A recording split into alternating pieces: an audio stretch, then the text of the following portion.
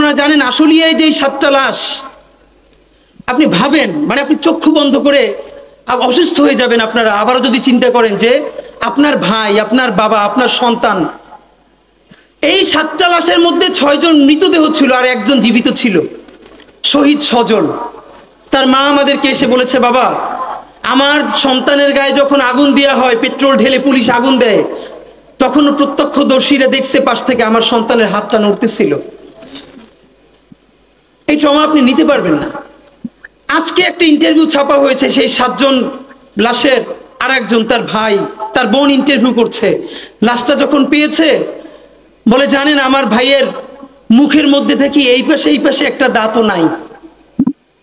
আমার ভাইটার চেহারা এত সুন্দর ছিল, ওরে কবর দেওয়ার আগে ওরে যদি পোড়াই না দিত, অন্তত ওরে জড়াই ধরে চুমু দিতে পারতাম। ওরে জড়াই ধরে চুমু দেওয়ার মতো অবস্থা ছিল না।